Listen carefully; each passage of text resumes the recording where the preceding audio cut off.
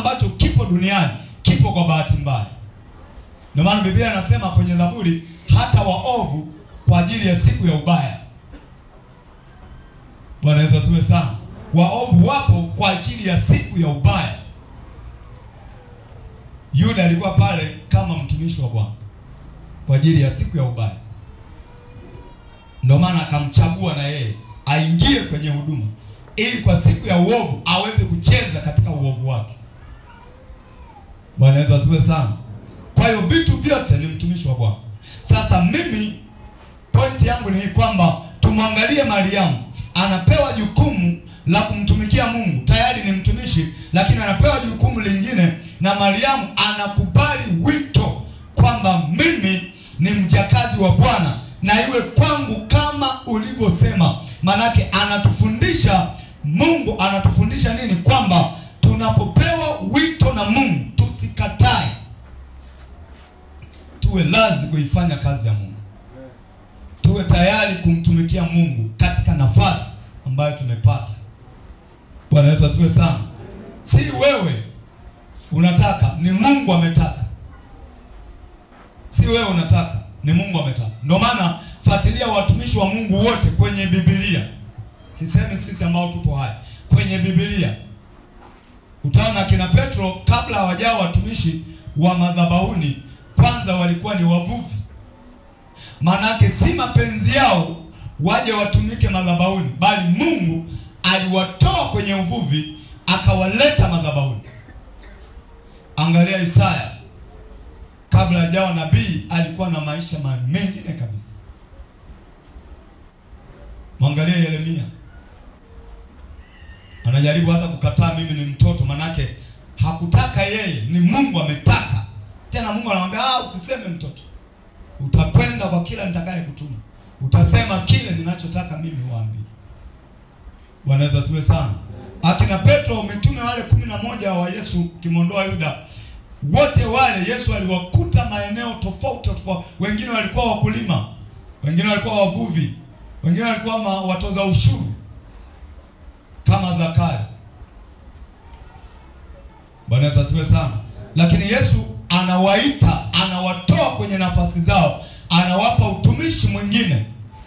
Si kwamba walichokuwa wanakifanya hakikuwa sawa, kwa sababu wavuvi wanapovua ndipo wanapotupatia sisi kitoweo, na Mungu ametaka wavue. Wakulima walikuwa wanalima, wanaleta chakula, na Mungu ametaka wawepo wakulima. Lakini bado anawaongeza utumishi mwingine. Wengine wanabadilishiwa kabisa kazi, si wao, ni Mungu alikuwa anataka. Na tunaona wote wakati wakamtumikia Mungu. Bwana Yesu asifiwe sana. Ndio kusudi la Mungu. Kila anasema vitu vyote ni mtumishi wa Bwana. Vitu vyote, kila kitu kinamtumikia Mungu. Ndio maana naona hapa nimezungukwa na hii, ni mtumishi. Imebeba Biblia, imebeba daftari, inanipa kuweka kwa urahisi. Unaona mkononi mwangu nina mic, lakini unaona kuna, yani utumishi wangu si peke yangu, kuna vinavyo ni support. Unaona kuna speaker kule, unaona kuna vyombo viko pale vinawezesha sauti yangu iende pale. Vyote, vitu vyote hivi ni mtumishi wa nani? Wa Bwana. Bwana Yesu asifiwe sana. Haleluya kanisa. Angalia Zaburi ya 24 mstari wa kwanza. Zaburi ya 24 mstari wa kwanza. Zaburi ya 24 mstari wa kwanza.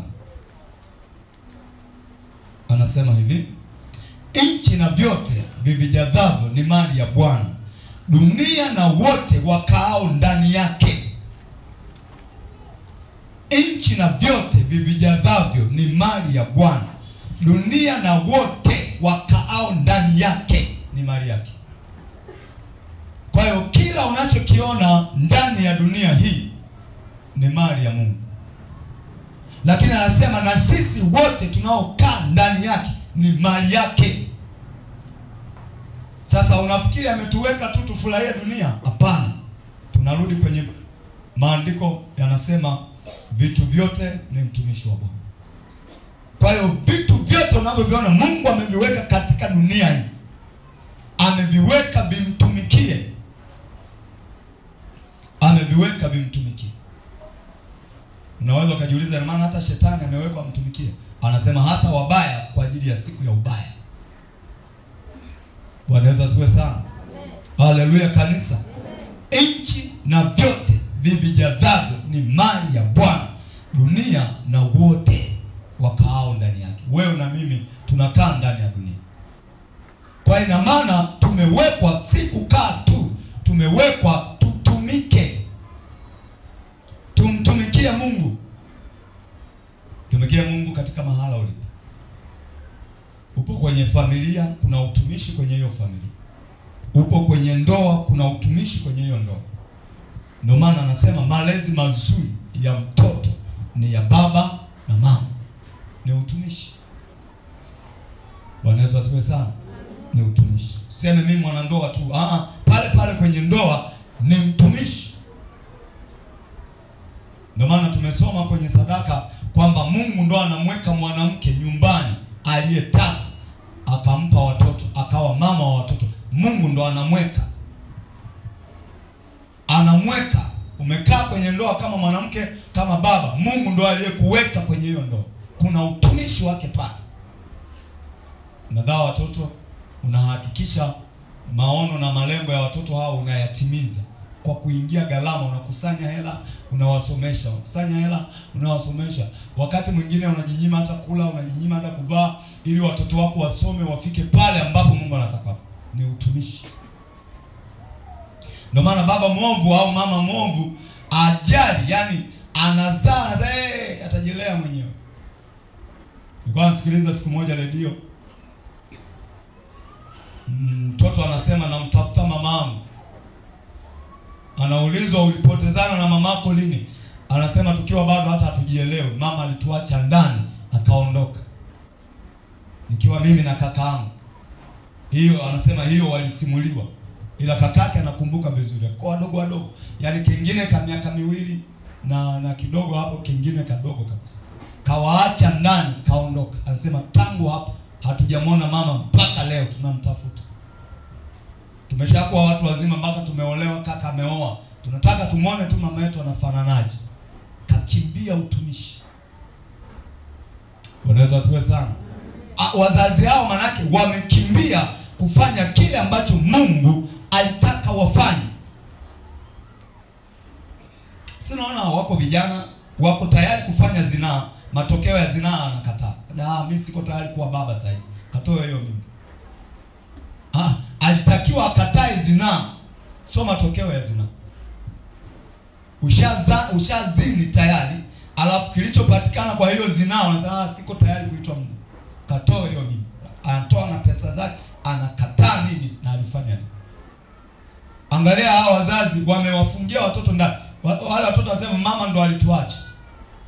Kwa nini aliwaacha? Kwa sababu baba alikuwa kwa mwanamke mwingine, mkoa mwingine. Alikuwa anaishi na mwanamke mwingine. Kwa hiyo mama alipopata zile taarifa akaamua kutuacha ndani. Akaondoka, mpaka leo hatujui aliko. Tunawajua wajomba zetu, tunawajua mama kubwa, mama wadogo, lakini mama hatujawahi kumwona. Wamekimbia. Huyu baba ameacha familia, ameenda kuanzisha familia nyingine. Huyu mama na yeye analipa kisasi kwa kuwaumiza watoto. Anawaacha watoto ndani, anatokomea kusikojulikana. Nani anakomeshwa? Wanakimbia utumishi. Baba watoto wamelelewa wanavyojua, mwingine amegawanywa kwa shangazi, mwingine si kwa nani, wamekuwa hivyo mpaka leo na wenyewe watu wazima wameolewa. Nikataa utumishi. Bwana Yesu asifiwe sana. Anasema na wote wakaao ndani yake ni watumishi wa Bwana. Wote unakaa ndani ya dunia ya Mungu, wewe ni mtumishi wa Mungu. Liko jambo Mungu amekuleta ulifanya hapa duniani. Hii dunia unavyoiona haikujishusha tu yenyewe. Yuko aliyoidesign. Ndio maana ukiangalia kwenye ramani ya dunia unaona imekaa kwa namna yake, ni imepangiliwa.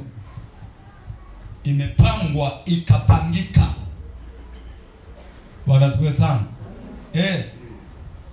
Yuko aliyoidesign, yuko aliyoipangilia na akaweka kila kitu ndani yake. Naona ametenga maziwa, bahari, mito, maeneo mengine unaenda yani mazuri, pepo mzuri, maua mazuri. Ni kazi ya mikono ya Mungu. Kwa hiyo ina mwenyewe, na sisi tunaokaa ndani yake, Biblia inasema sisi ni mali yake. Maana yake hatuna budi kufanya kama Mariamu anavyosema, mimi ni mtumishi wa Bwana, nitendewe kama Bwana ulivyosema. Nifanye kile ambacho Mungu unataka nifanye. Niko tayari kufanya. Leo wengi wanapotumika madhabahuni au sehemu nyingine yoyote, au wanafikiri anatumika kwa faida ya mtu fulani. Unatumika kwa faida ya aliyekuleta. Uwe daktari, uwe mwalimu, uwe dereva, uwe unarusha ndege, unapeleka meli, unapeleka malori makubwa, kila eneo litatolewa hesabu yake. Wanaweza tuwe sana. Uwe ni mwandishi wa habari. Unaona kwenye Biblia wametajwa sana waandishi wa habari. Enyi waandishi, wataelezea wino wao waliutumia. Walichonganisha, kwa sababu kwa kuandika habari unaweza kuchafua hali ya. Wewe unaona mtu leo unaangalia kwenye mtandao anasema hali ni tete, Lissu afanye hivi na hivi, unakuta kule ndani kilichoongeleka ni kingine. Sasa huo wino wanaotumia pale watautolea sana. Yaani ni balaa. Anakuandikia tu yani ni balaa, ili tu uingie, unakutana na maneno ambayo si ya balaa. Sasa wao wanafikiri ni taaluma tu wameikuta hapa duniani wakaisomea, wanaweza wakaitumia wanavyotaka, watatoa hesabu. Bwana asifiwe sana. Waandishi wanaweza kaingiza nchi kwenye machafuko wakitumia kalamu yao vibaya. Wakitumia kalamu yao vizuri wanaweza kaiponya nchi. Unaweza kaona ni watu ambao kama hawana, kila kitu kina faida yake na kina hasara yake. Kikitumika sawa sawa na mapenzi ya Mungu kinaleta faida. Kikitumika tofauti na Mungu alivyotaka kinaleta hasara. Wanaweza asiwe sana. Kadhalika wanasheria, tunaona kwenye Biblia wametajwa. Mwanasheria ni mtumishi wa Mungu pia, ili apate kuleta haki kwa watu wapate haki zao. Bwana asifiwe sana. Lakini leo unaona wako wanasheria anapindisha haki ya mtu kwa sababu ya fungu fulani alilopewa. Anafikiri kwamba ni taaluma tu, mimi baba yangu akanipeleka sheria kwa sababu aliniona napenda sheria, kwa hiyo narudisha gharama ndio. Hiyo ni kazi ambayo Mungu alikuleta uifanye hapa duniani. Kwa hiyo na wenyewe watatoa hesabu kile walichokifanya hapa duniani. Ndio tumeona kwenye ushukrani, mmoja anasema nilifukuzwa ghafla kwamba toka, yani sijapewa muda, ondoka. Lakini nikaenda kwa mwanasheria nikamuulize sheria ya nchi inasemaje kwa mpangaji? Si unaona amepata haki yake, si ndio? Akapewa muda wa kuondoka. Manake kamtumikia Mungu huyo mwanasheria, kapatiwa haki. Kila unachokiona kiko duniani au watu wanafanya duniani, kina siku watatolea hesabu zao.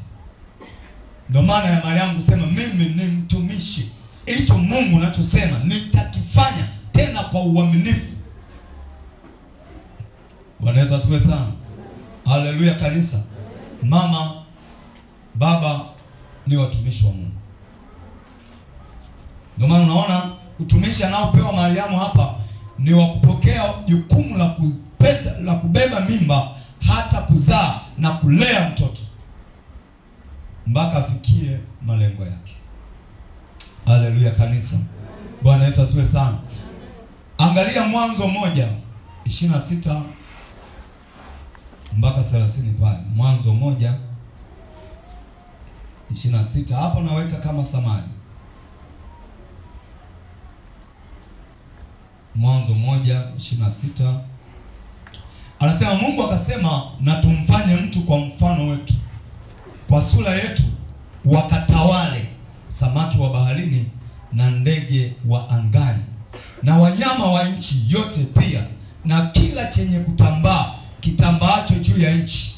Mungu akaumba mtu kwa mfano wake, kwa mfano wa Mungu alimuumba mwanamume na mwanamke aliwaumba. Haleluya kanisa. Lengo la kuwaumba kwa sura na mfano wake, anasema wakatawale vile vitu tulivyovifanya, wakatawale, wakatumikie, wakatumike. Tumeandali dunia hili lina kila kitu, tumuumbe mtu kwa sura na mfano wetu, wakatawale.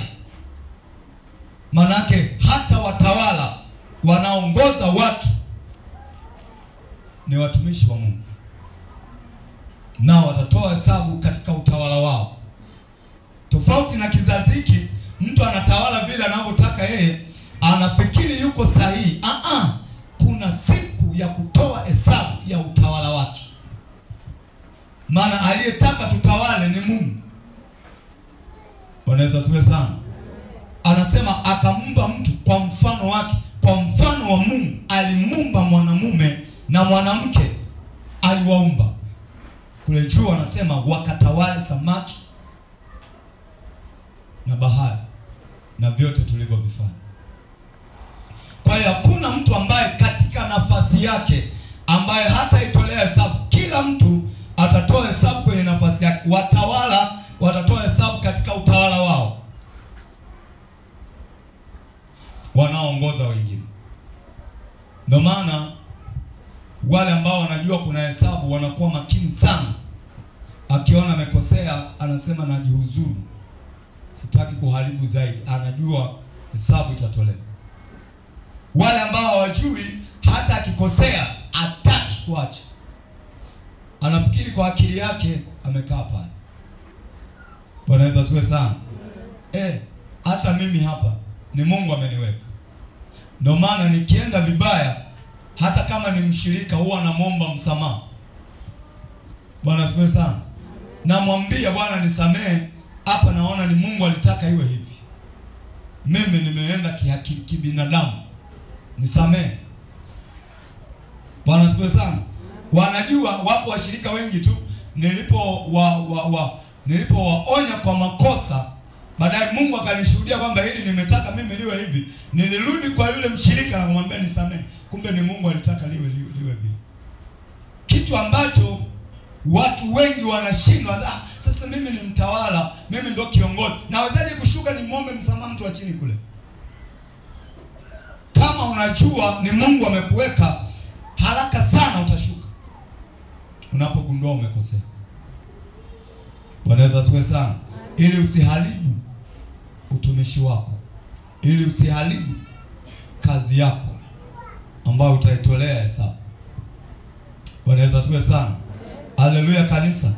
Kwa hiyo anasema alimuumba mtu mume, mtu mke kwa sura na mfano wake. Tuliumbwa sisi tukafananishwa na Mungu ili tumtumikie. Lengo la Mungu kukufananisha na yeye, umtumikie. Ndio maana wanyama hawafanani na Mungu, japo wao nao wana utumishi wao, hawafanani na Mungu. Kwa nini wewe ufananishwe kwa sura na mfano wake? Anataka umtumikie, uwe mtumishi.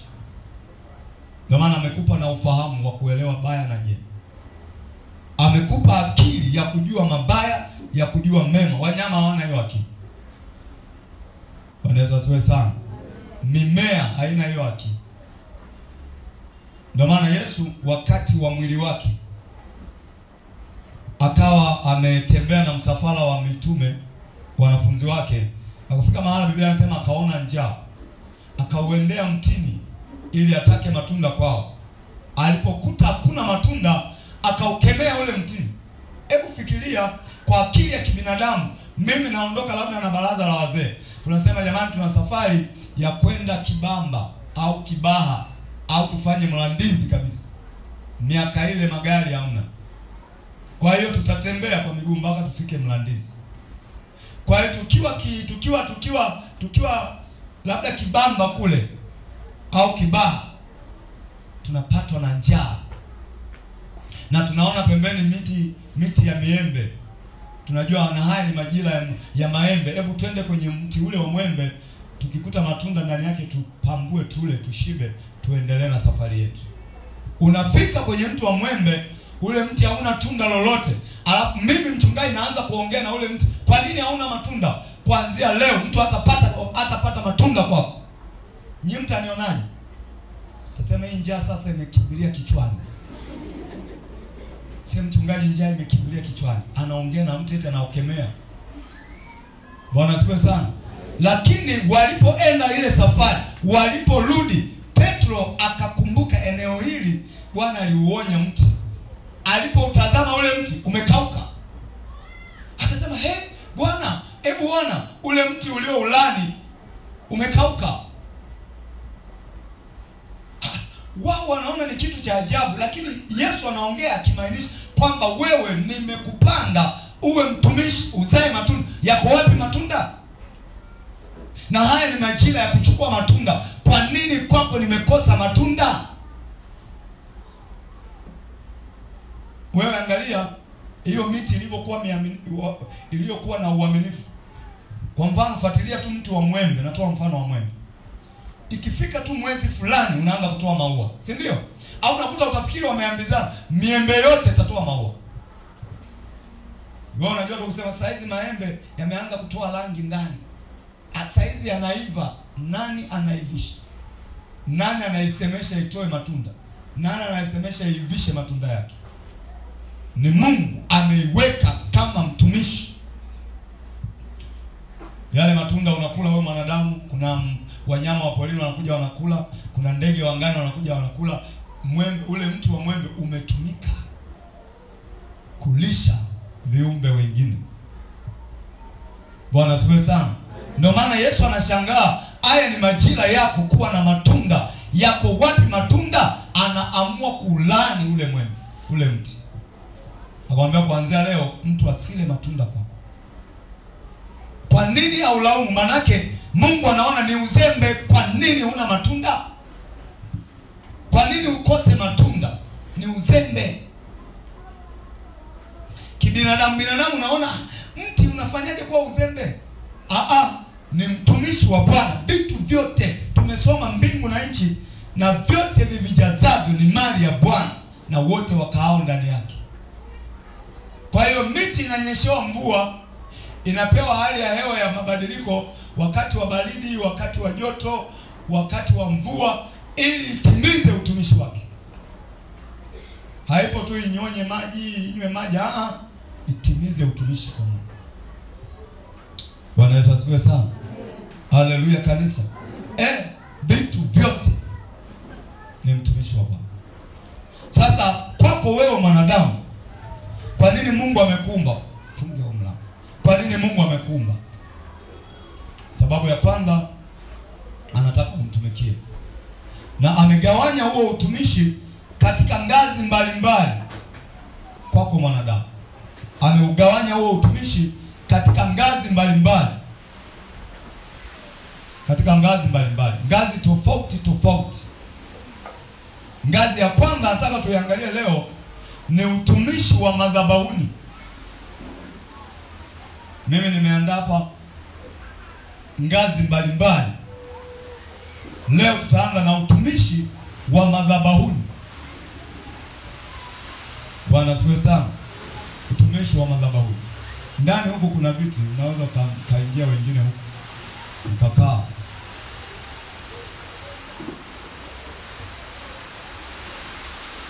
Ni utumishi wa madhabahuni. Andika aina ya utumishi. Namba 1, utumishi wa madhabahuni. Utaona aina kadha wa kadha, lakini namba 1 nimeweka utumishi wa madhabahuni.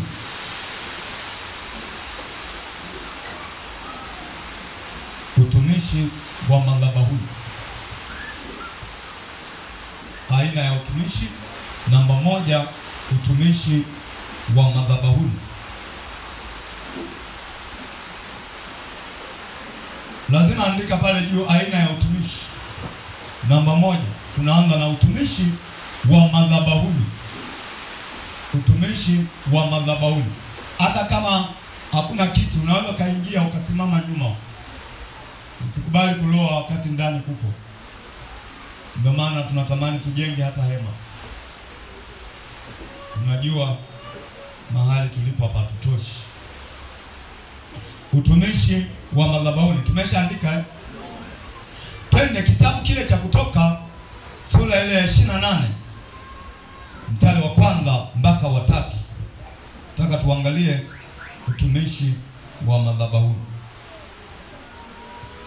Kutoka 28, kitabu cha Kutoka sura ya 28 mstari wa 1 mpaka wa 3. Neno la Mungu linasema, nawe utamleta Haruni ndugu yako karibu nami. Huyu ni Mungu anatoa maelekezo kwa Musa namna ya anavyotaka kuulazimisha utumishi kwa Haruni. Anasema nawe umlete Haruni ndugu yako karibu nami na wanawe pamoja naye miongoni mwa wana wa Israeli, ili anitumikie katika kazi ya ukuhani. Haruni na Anabu na Abiu na Eleazari na Ithamani wana wa Haruni. Nawe utamfanyia Haruni ndugu yako mavazi matakatifu kwa utukufu na kwa uzuri. Nawe utawaambia watu wote wenye moyo wa hekima niliowajaza roho ya hekima wamfanyie Haruni mavazi ili kumtakasa, anitumikie katika kazi ya ukuhani. Huu tunaita utumishi wa madhabahuni. Sasa angalia, Haruni alikuwa na mambo mengine anayafanya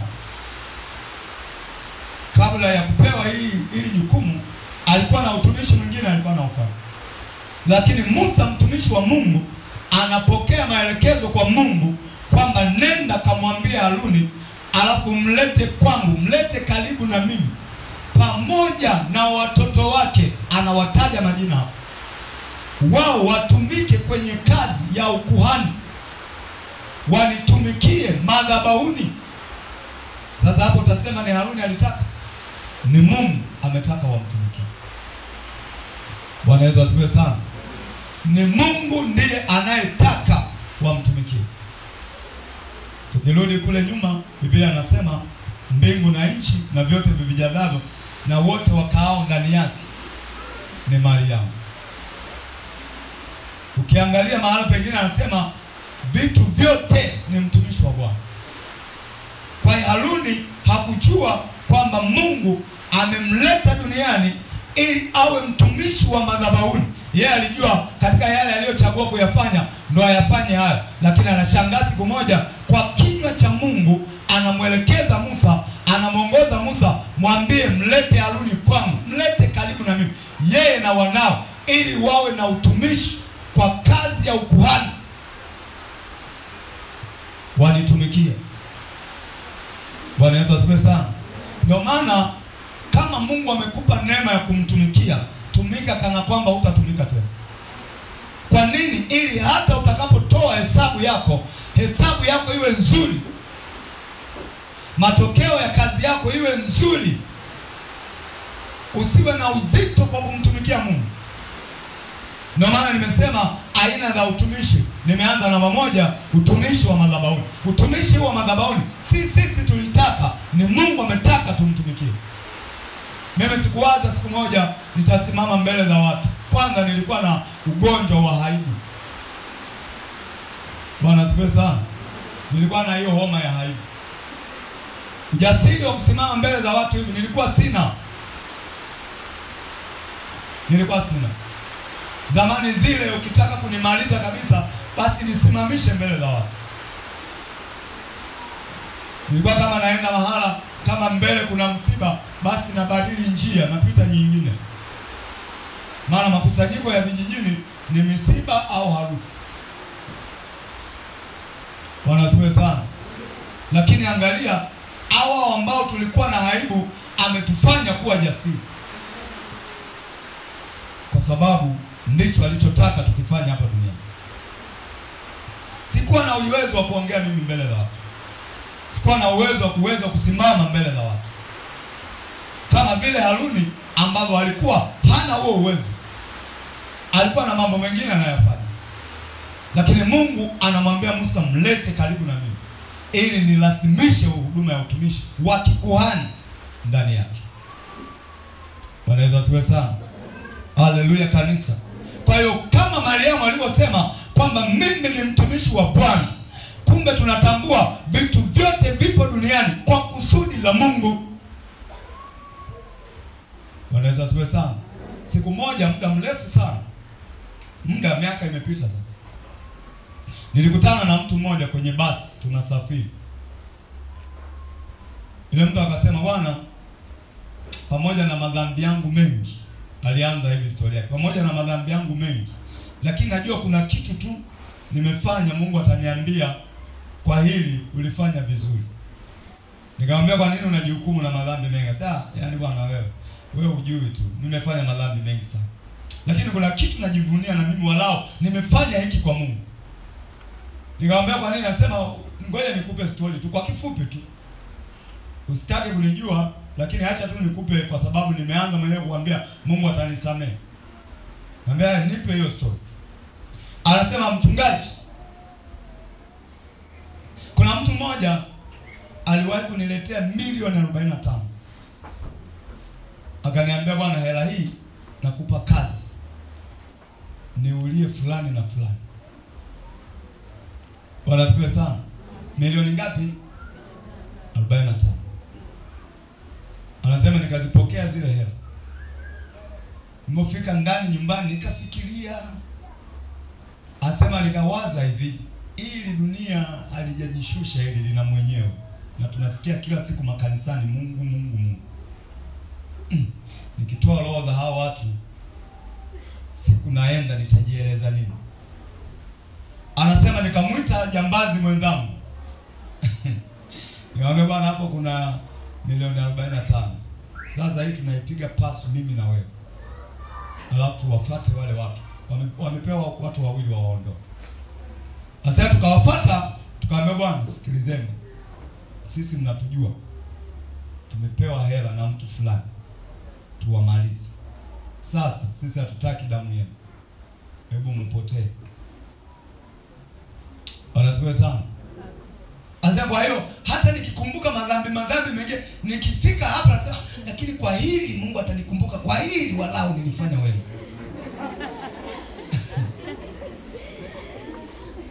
Anaongea kinywani pake. Wanasiwe sana. Anazungumza kinywani pake, kwa hili niliwahi kufanya wewe. Nikamwambia, sasa sio kwa hili tu, una uwezo wa kufanya mema mengine yote, na Mungu anaweza kukusamehe kabisa. Kwa sababu kuna watu wamefanya vitu vya ovyo huko mpaka wamejikatia tamaa. Bwana Yesu asifiwe sana. Angalia, anajua kabisa kwamba hii dunia si ameokoka, ni mtu wa dini tu. Anajua hii dunia ina mwenyewe, na ni kweli. Kwa hiyo kama nikiua, nitatoa hesabu ya kazi hii mbovu ya kuua. Biblia hakuna mahala inaruhusu tuue, isipokuwa imemtaja mtu mmoja kwenye Yohana 10:10. Anaitwa Shetani, yeye ndo muuaji. Anasema kazi yake ni kuchinja, kuua na kuharibu. Huyo si wewe mwanadamu. Lakini mwanadamu, uko utumishi uliotukuka ambao Mungu amekuleta umtumikie, ukiwemo wa huu wa madhabahu. Mungu anamwambia Musa, kamlete Haruni na watoto wake wanitumikie mimi, na anaelekeza hata namna ya mavazi, wavae mavazi matakatifu. Yesu asifiwe sana. Nimeona kwaya kuu ya kanisa wamevaa mavazi ya kupendeza, japo palikuwa na madoa. Sasa sielewi yale madoa ni kwamba walikosa pesa za kushona sare, au wengine tu ni roho ya chula. Najua roho ya chula, ubahili. Sifanye ubahili kwenye kazi ya Mungu. Kwa kazi ya Mungu si kwamba tunafanya kwamba tunazo, ni kujikamua. Kama ni hauna, sawa, na mbingu zinajua. Lakini kama unasema sishoni sare kwa sababu tu za kwako mwenyewe, unakataa utumishi mbele za Mungu. Unakuta hela za aina hii huwa zinapotea. Wewe unafikiri unaokoa, kumbe unapoteza. Angalia hapa, anaelekeza mpaka aina ya mavazi. Kuna mtu mwingine si kwamba anakosa hela kukata mita 2-3 ya kitambaa. Anayo. Basi tu anaona yani kwa kazi ya Mungu natupa hii hela. Kwani mimi na mpango wa kuvaa safari hizi? Yaani hujui. Hapa tunaona mpaka mavazi, si ndio? Kwenye mstari wa 3 anasema, nawe utawaambia watu wote wenye moyo wa hekima niliowajaza roho ya hekima, wamfanyie Haruni mavazi ili kumtakasa anitumikie katika kazi ya ukuhani. Kule walikuwa watu maalum wa kutengeneza mavazi ya madhabahu. Saa hizi hatuna hiyo, ila kwenye makundi huko kama kwaya unakuta unasema jamani, tushone sare tumtumikie Mungu tukiwa tumevaa sare, si ndio? Huwa wazo linatoka kwa uongozi wa kwaya. Naweza kama mwenyekiti wa kwaya au ule uongozi wenu wote wakakaa, safari hii tutengeneze sare tumtumikie Mungu tukiwa tumevaa. Na ndio maana baada ya kushona mnaleta kwangu niweke wakfu, si ndio? Kwa nini mnaleta niweke wakfu? Yawe matakatifu kwa Mungu. Kwa hiyo wewe unaposema sishoni wakati unao uwezo wa kushona, unapinga, unakataa utumishi. Pesa yako unayosema naiokoa kwa kukataa kuvaa sare na wenzangu, unaweza ikaliwa na madumadu, ikaliwa na tunutu, ikaliwa na palali, ukapoteza katika mazingira ambayo hukutegemea. Wanaweza wasiwe sana. Wewe ulifikiri umeokoa, kumbe umepoteza. Kumbe ungefanya na ukamwambia Mungu, nimefanya kwa ajili ya utumishi, Mungu angefungua milango mingine, angekurejeshea maradufu ya kile ulichotoa. Kwa sababu ushoni sare kumfurahisha mtu ni utumishi. Wanasikia sana. Haruni wanaelekezwa hao wenye hekima, wenye roho ya Mungu ndani yao, wamshonee Haruni mavazi, si kwamba apendeze ili muone amependeza, yaendane na utumishi. Yaendane na utumishi. Kila unachokifanya ni mtumishi kwa Bwana. Bwana Yesu asifiwe sana. Tuliwahi kufunga tatu kavu hapa. Tatu kavu. Tulipomaliza watu wengi sana, niliwahi kutoa ushuhuda lakini naona Mungu ametaka niuseme tena. Watu wengi sana walifunuliwa wao na Mungu namna wanavyotakiwa wamtumikie hapa. Bwana asifiwe sana. Akaja mtu mmoja akaniambia, mchungaji, baada ya ile tatu kavu nimeambiwa ninunue majola haya. So mimi nimemwambia, ameambiwa. Na kweli tulikaa na majola aina moja tangu kanisa lilipojengwa, na hayo majola yalinunuliwa na wamama, mmoja wa wamama wa kanisa la kule tulikotoka. Tukawa ni hayo pambua fua bandika, pambua fua bandika. Macho yetu yamepigwa upofu kuona kwamba majola yameisha, hatuoni. Baada ya ule mfungo watu wakasemeshwa, nimeambiwa na Mungu ninunue majola kadhaa. Na akanunua akaeleta. Napokea hii, kesho yake mwingine akaja, mchungaji, nimeambiwa, nimesikia kwenye ule mfungo ninunue maua yawekwe hapa. Angalia utumishi ambao unaweza kaudharau, lakini mtu aliambiwa hiyo, ninunue maua. Akaenda akanunua maua, akanunua na mavyungu haya yakawa na tukaweka na maua ndani yake. Alitoa pesa. Watuma hapa baadhi ya watu wakaenda kutafuta. Sijakaa sawa, akaja kijana mmoja ambaye Mungu alimponya, alitaka kufa, alitaka kujiua kwa sumu. Namkumbuka alikuwa torutoro, mwanachuo, alifanya vibaya kwenye masomo yake. Sio vibaya, yani hakupata ile maksi alizozitaka, akataka kujiua. Mashetani akamongoza jiue. Ameandaa sumu yake ili anywe, akajikuta yuko hapa kanisani. Ameletwaje, anajua Mungu ni. Nikamwombea, akajidharau, kwa nini nilitaka kunywa? Nikamwambia sio wewe, una roho. Kwa hiyo na yeye alishiriki ile tatu kavu. Tulipomaliza anasema, mchungaji, nimeambiwa ninunue mkeka wagonjwa wanakuja hawana pa kukaa. Na kweli tulikuwa tuna mikeka kule nyuma, tulikuwa na kazulia kazamani sana, toka tunaanza huduma, kalikuwa kamepasuka pasuka, tunakatandika hapo. Akaambiwa na Mungu, nunua mkeka, weka kule nyuma. Watu wanakuja hawana pa kukaa, wanakuja wagonjwa hawezi kukaa kwenye viti, wakae kwenye mkeka. Ni utumishi. Wewe unaweza kaona mikeka ile inayonunuliwa ukafikiri ni mikeka tu, lakini mbele za Mungu ni mtumishi. Mungu anampa maelekezo yule kijana. Amekuja, ameenda kununua ule mkeka kule unaitwaje, sio huko kwenye maduka CCM, si ndio? Akauleta hapa, nikauombea, nikauweka wakfu. Toka pale kanunuliwa mikeka, mpaka leo mikeka inaendelea kununuliwa. Yaani ilikuwa ni maajabu, kila mtu amepewa cha kwake. Alafu ni vitu ambavyo huwezi kuvizania kama vina utumishi mbele za Mungu. Bwana Yesu asifiwe sana. Haleluya kanisa. Unaweza kaona ni kitu cha kawaida kweli, lakini kumbe mbele za Mungu ni mtumishi. Mavazi, uzao wa Haruni waje karibu yangu kwa ajili ya utumishi wa madhabahu. Kwa aina ya kwanza tunayoangalia ni utumishi wa madhabahuni. Ikiwa unamwimbia Mungu, ikiwa wewe ni shemasi, ikiwa wewe ni mzee wa kanisa, ikiwa wewe upo kwenye idara ya kina mama, idara ya vijana, idara ya Sunday school, idara ya watoto kule, idara ya vijana, idara ya uinjilisti, idara zote, kila unachokifanya ni utumishi wa madhabahuni. Ndio maana angalia, wengi wanapoanza kujiunga na kwaya, mapepo hayataki. Kama haina faida kwa Mungu, kwa nini mashetani hayataki? Hata wale mabinti tulikuwa tunaombea hapa, pamoja na yote, lakini mapepo yakasema kwa hatutaki. Hata nabo alipojiunga na kwaya hatutaki. Nani yeye anamwambia mwimbie Mungu wake? Hatutaki aimbe. Wanaweza wasiwe sana. Muulizeni mwenyekiti wa idara ya sifa, ndo anajua tabu anayoipata. Watu wanataka kabisa kuimba, lakini mashetani hayataki, yanawaondoa wakati wa kuimba. Kama si utumishi, kwa nini yanafanya vita asimbe? Manake ni mtumishi wa Bwana, ni utumishi wa madhabahu. Wanaweza wasiwe sana.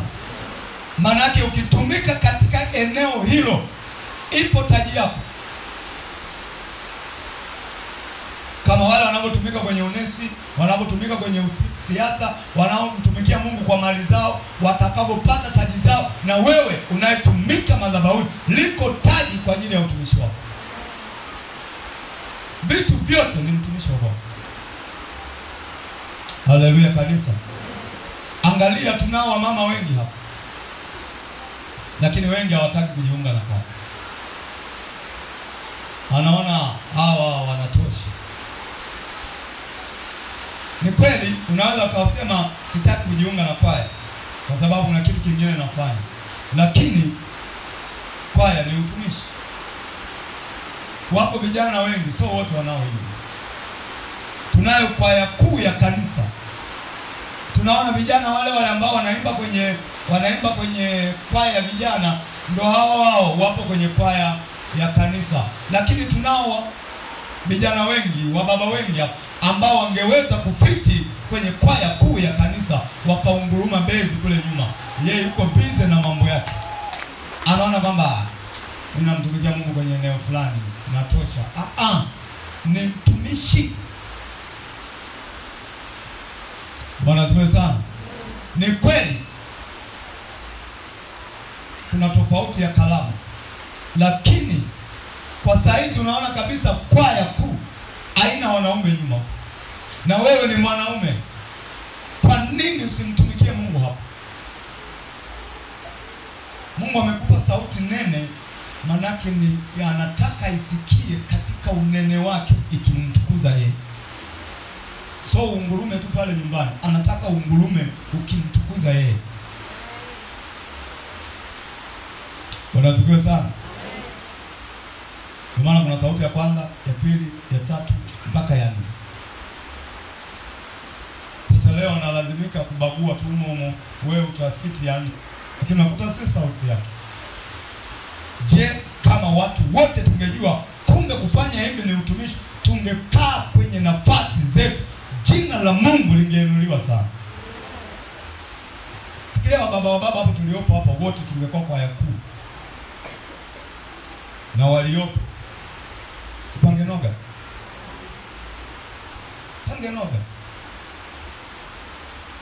kwa sababu ni utumishi wa madhabahuni, utumishi uliotukuka, utumishi mtakatifu. Hapa anasema yawe matakatifu, utumishi mtakatifu wa madhabahu. Leo naonekana kuimba kwaya ndo ya watu fulani, yani kwaya ni ya watu fulani, kakundi fulani hivi. Kutokana na tulivyoharibika ufahamu kule tulikotokea, kwamba kuna kakundi fulani. Mimi na kwa mfano nilikotokea mimi, kwenye dhehebu nilikotokea, kunakuwa na kakundi fulani pale ndo kanako imba. Wewe huko hata kunyanyua mdomo unyanyua. Hata kama tutaimba tumesimama, unasimama tu kimya kama mgambo, yani kimya. Wanaimba wao wamalize wao, na wametengwa pembeni pale. Lakini tulipokuja kuijua kweli, kumbe anasema kila mwenye pumzi anapaswa msifu Mungu, kila anayepumua. Kumbe kuimba si kwa kikundi fulani, kila anayepumua anatakiwa msifu Mungu. Muulize Yohana siku ukifika mbinguni, kabla hajaona maono ya mbinguni. Nafikiri kuna vitu alikuwa hafanyi, baada ya yale maono alianza kufanya. Na anapewa maelekezo, imekupasa ukayaseme hayo uliyoyaona. Mmoja ya aliyeona anasema aliona wazee 24. Anaweza asifiwe sana. Wanasifu na kumwabudu Mungu, wanatupa taji zao kwa Mungu. Hayo maono anasema Yohana wa Ufunuo. Nimeona wazee 24 wamezunguka kiti cha enzi. Aliona watu viumbe wengine akashindwa kuwataja, akaishia kusema nimeona na wenye uhai 4. Yaani alipoangalia hajui ni wahitaji, amewafananisha na wazee wale hawafanani, amewafananisha na malaika hawafanani. Sasa wale wakina nani? Akaishia kusema niliona na wenye uhai 4. Hakuna mtu anaitwa mwenye uhai 4. Alikosa jina. Wanasifiwe sana. Lakini aliona familia iliyozunguka kwenye kiti cha enzi ikitoa utukufu kwa Mungu. Wanaweza asifiwe sana. Au wenye uhai 4 wanamwabudu Mungu, wanamsifu Mungu. Wazee 24 wanamsifu Mungu. Jeshi la malaika linamsifu Mungu. Sisi tukaambiwa kuna kakikundi fulani tu kanatakiwa kasifu. Kwa tukawa tusimama, tunasimama, tunasikiliza kale kakikundi wanatuambia nini. Wataimba, tukae, tunakaa.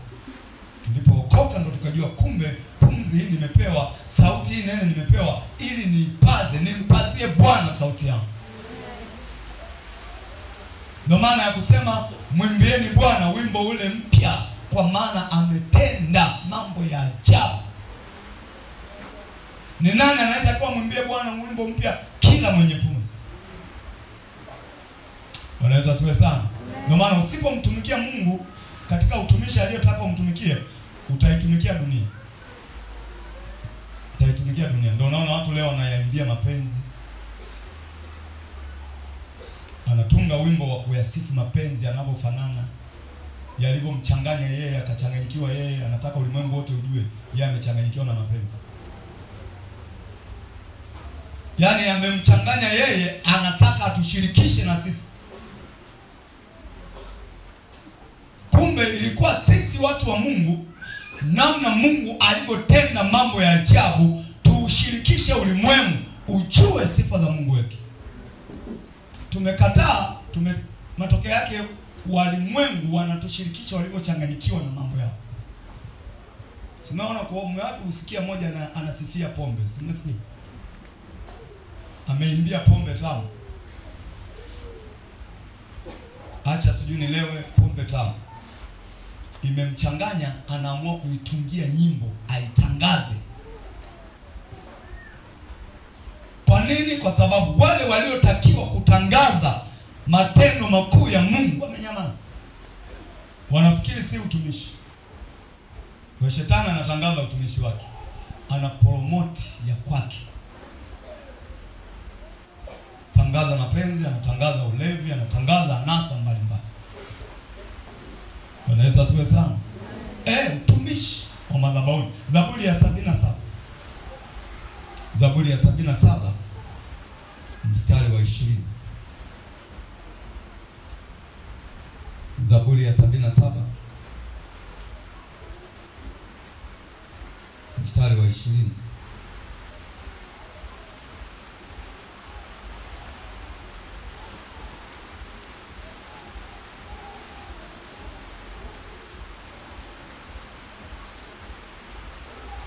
Zaburi ya 77 mstari wa 20 anasema hivi: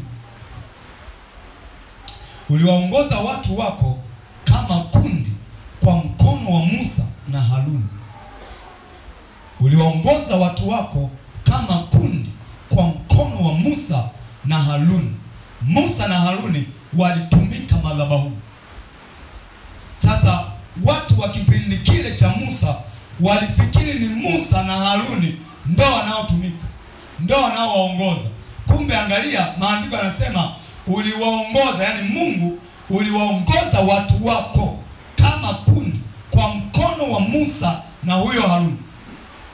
Yani sawa na leo tuandike hivi: uliwaongoza watu wako pale Shilo kwa mkono wa mchungaji Samueli. Wewe unaponiona unafikiri ni mimi na kuelekeza yaliyo ya kwangu, kumbe yuko anayetuongoza akinitumia tu mimi. Haleluya kanisa. Ndio maana wana wa Israeli walibishana sana na Musa. Walimjeulia, walikaidi maagizo yake, wakati mwingine wakamsengenya, wakati mwingine wakamwona kwamba huyu Musa yeye ni nani, yeye ndo yani waliweza kuongea walipoweza. Walifikiri ni Musa anaongoza.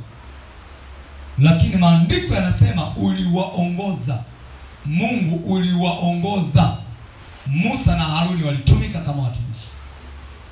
Haruni alisimama madhabahuni, Musa alisimama madhabahuni, wakiongoza kundi kubwa la Israeli, lakini aliyekuwa anaongoza pale ni Mungu mwenyewe kwa mkono tu wa Musa. Musa alikuwa kama mtumishi tu. Ndio maana ukiyapuuza maneno ya watumishi wa Mungu, hasa wale wanaoongozwa na Mungu moja kwa moja, ni umempuuza Mungu moja kwa moja. Tunamwona Sauli alikataa maagizo ya Mungu kwa mkono wa Samueli, akawa amemkataa Mungu moja kwa moja.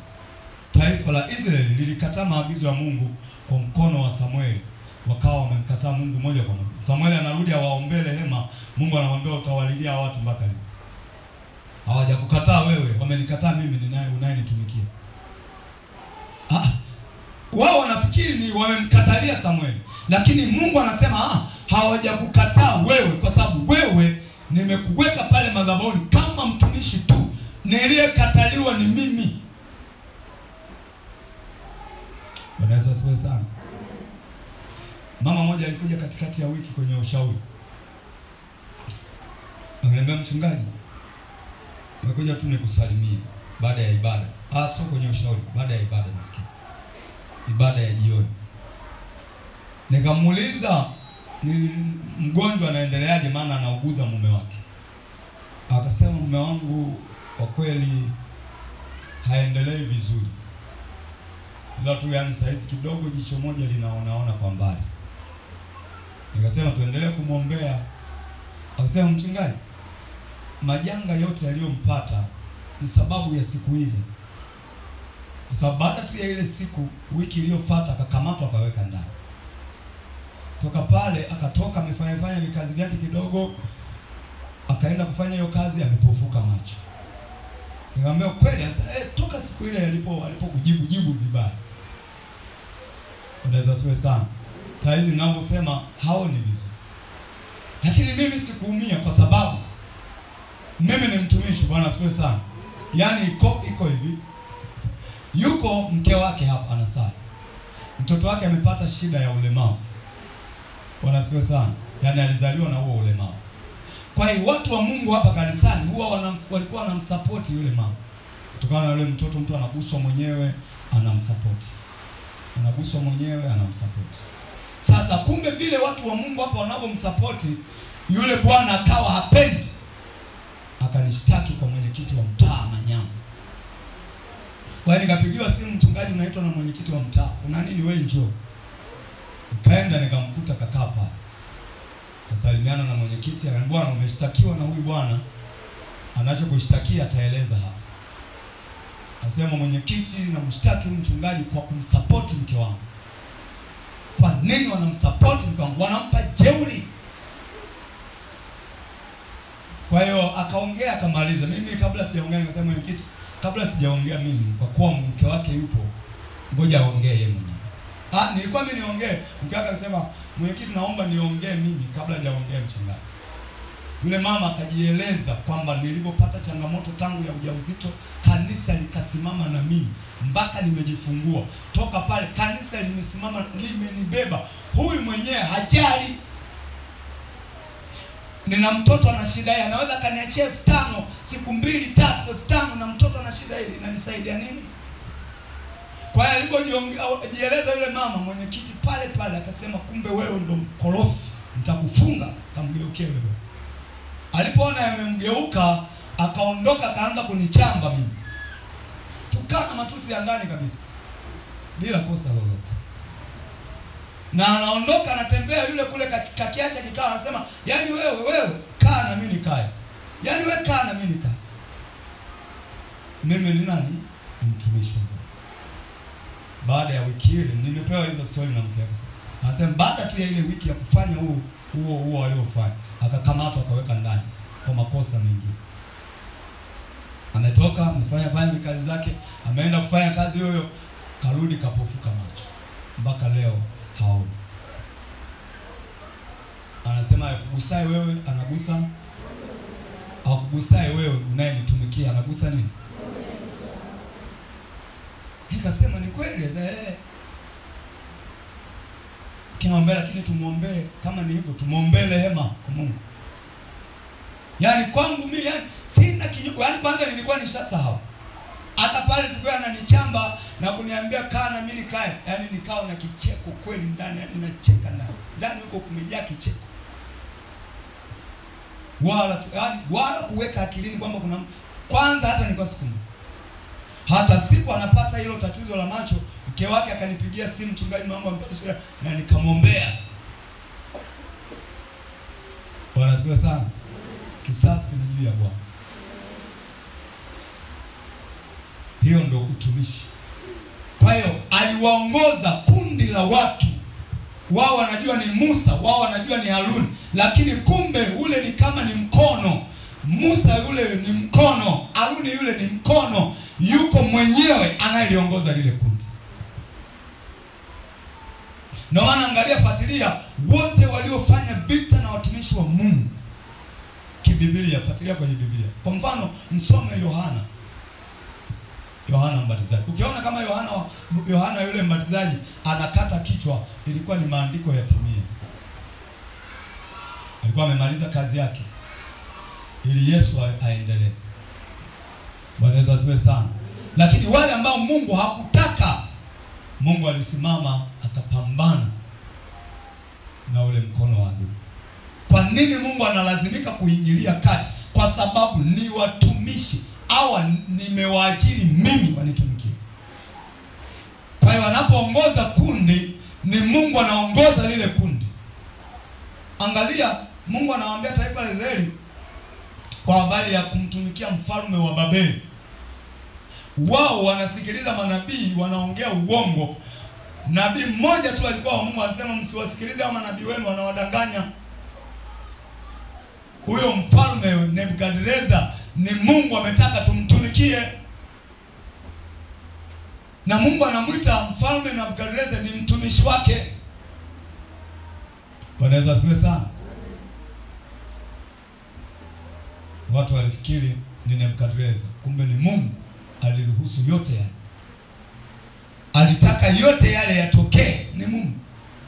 Ndio maana ukisoma vitabu vya wafalme, kila mfalme aliyekuja, hata kama alikuja kwa ubaya fulani, kulikuwa na kusudi la Mungu pia ndani yake. Bwana Yesu asifiwe sana. Haleluya kanisa. Vitu vyote ni watumishi wa Mungu. Mbingu na nchi na vyote vivijadhali ni mali yake. Ni mali yake. Kwa hiyo unapoona mtu anaongoza wengine, nasemema utumishi wa madhabahu, anakuongoza, labda amepewa idara kama ya vijana, akikwambia jambo linalohusiana na utumishi, wewe litekeleze, kwa sababu si yeye, ni Mungu ametaka mfanye hivyo. Usiseme mwenyekiti huyu bwana, ni Mungu aliyemweka kwenye ile idara. Hata kama unamzidi umri, hata kama unampita kwa namna yoyote ile, kwa kuwa ni kiongozi, ni Mungu anaongoza ndani yake.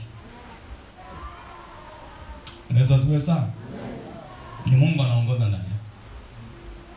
Ujue ni Mungu ametaka hivi kwa watumishi wa madhabahu. Ujue ni Mungu ametaka hivi. Lakini ukisema na mkaidi mwenyekiti wangu wa idara, manake moja kwa moja unamkataa Mungu aliyemweka kwenye kile kitendo. Kwa sababu ni rahisi kumheshimu mchungaji na mama mchungaji ukamdharau kiongozi wako wa idara. Ni rahisi kumheshimu mchungaji ukamdharau mama mchungaji. Kwa kuwa ni Mungu ameweka pale wawaongoze yale wanayoelekeza tiini. Hata Yesu aliwaambia watu wana wa Israeli kwamba Mafarisayo na Masadukayo wamekalia kiti cha Musa. Fuateni kile wanachowaelekeza, bali matendo yao msiyafuate. Kile wanachowaelekeza fuateni, kwa sababu wamekaa kwenye sheria ya Musa. Ndio maana na yeye alizaliwa katika hiyo sheria, ilimlazimu kutimiza yote yaliyompasa kuyatimiza. Bwana Yesu asifiwe sana. Ndio maana alilipa zaka, kodi. Alikamatwa na msafara wake, akamkamata mwanafunzi wake, kwa mwalimu wenu anatoa kodi. Petro akajibu tu yeye analipa. Kaenda kule, Yesu lile alishaliona, ili tusiharibu utaratibu wao, tutimize kweli yote, tusionekane waovu. Akamwambia, nenda baharini, yule samaki azukaye utamfungua kinywa chake, utakuta shekeli, njoo ulipe kodi yako. Tusionekane tunapingana na mamlaka. Bwana Yesu asifiwe sana. Haleluya kanisa. Kwa hiyo unapotii kiongozi wako ambaye amewekwa wakfu kwenye madhabahu aliongoze kundi, unamtii Mungu moja kwa moja. Unapomkataa, unamkataa Mungu moja kwa moja. Haleluya kanisa. Kama mwenyekiti wako amekwambia bwana, tutakuwa na maombi Jumatatu saa 9 ya kuombea idara yetu ya wamama, au idara yetu ya vijana, au idara yetu ya uinjilisti, au idara yetu ya Sunday school, tutakuwa na maombi haya muda fulani. Ukitii umemtii Mungu, ukikataa umemkataa Mungu.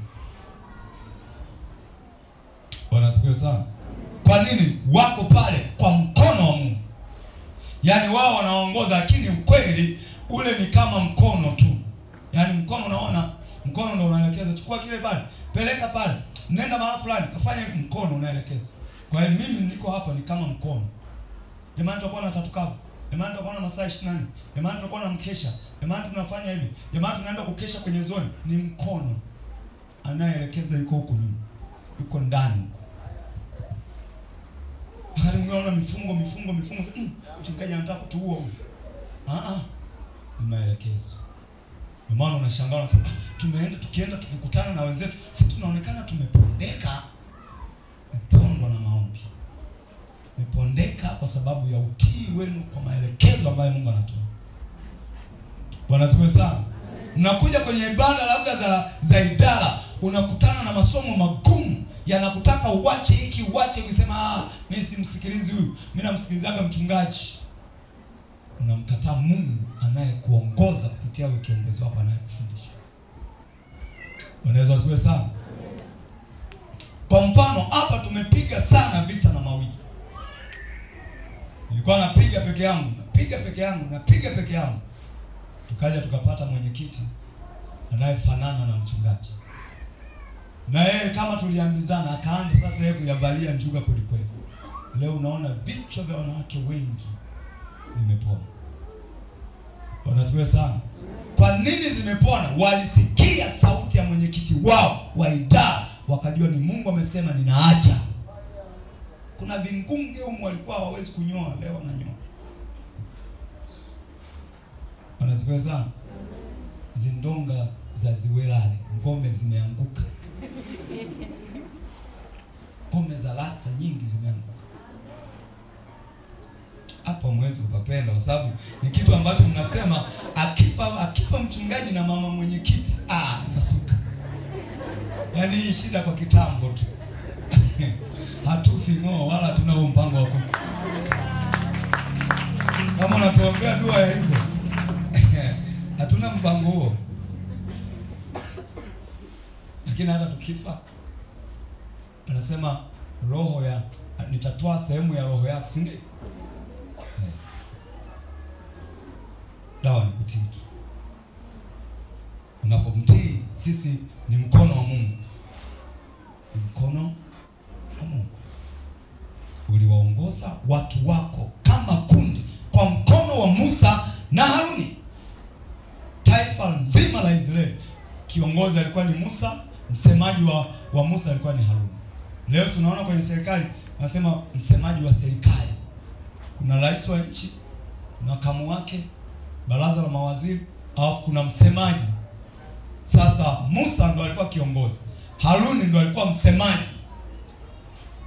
Wanasiwe sana, alikuwa msemaji wa kundi ambalo Mungu aliliongoza. Twende kitabu kile cha Waebrania, tupo kwenye utumishi wa madhabahu. Waebrania sura ile ya 5 mstari wa 1 mpaka wa 6. Karibu na maliza, tutaingia kwa mambo sababu point ziko nyingi, tutaendelea nazo ibada za katikati mpaka Jumapili ijayo.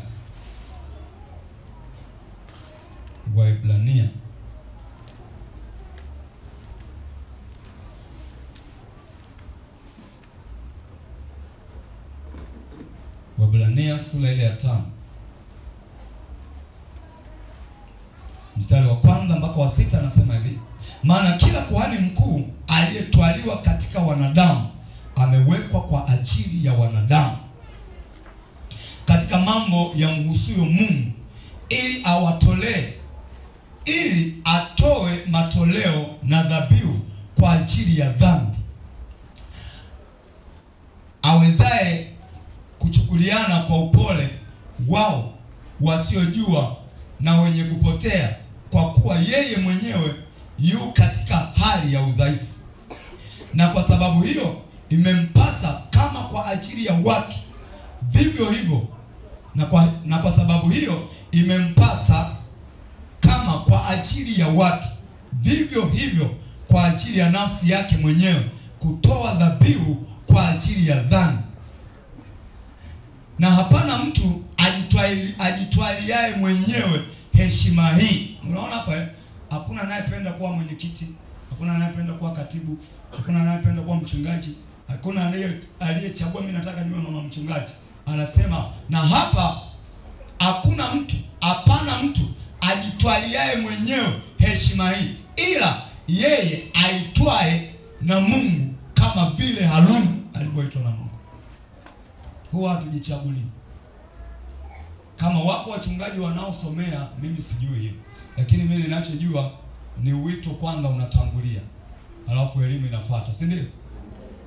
Kwanza Yesu alipita akamwambia Mathayo, la nifuate, Petro nifuate, nani nifuate, akawakusanya wale, yani maana tayari amewapa wito, ndipo akakaa akawafundisha kwa vitendo, kwa maneno, akakaa nao miaka 3.5 anawafundisha. Natangulia kwanza wito. Unasikia sana?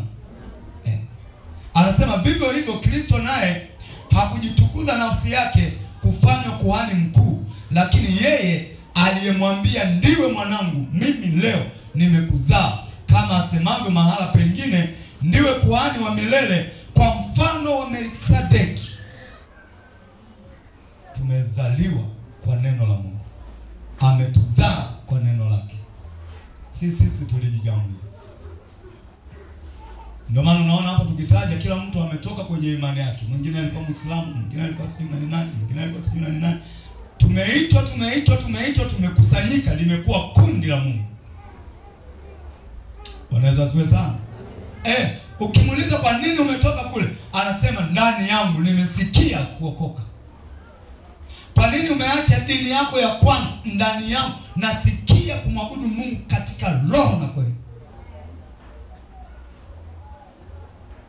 Wanaweza asiwe sana. Mimi nilipoitwa nitolewa kwenye dini, nilikuwa na sali mahala fulani, bonge la kanisa. Spika zipo kwenye kila, kama hivi kila nguzo unayoona iwe na spika. Yaani kikao unasikia hapa, unamsikia mchungaji anaongelea hapa. Feni zile kubwa, hema lenye kwanza limeenda juu huko. Hamna cha baridi, hamna cha joto. Nikaokoka kwenye kanisa kadogo, upana tukate hapa. Yaani tuchukue hili tuilete hapa. Kadogo uko ndani, ukiingia joto lake. Kwa hiyo nikikaa mle daima na tafakari, napima lile jengo nililoliacha kule na hapa nilipoingizwa. Temba na Mungu kweli hapa. Lakini ndani nasikia kuitwa kabisa, yani nasikia kabisa Mungu ameniita.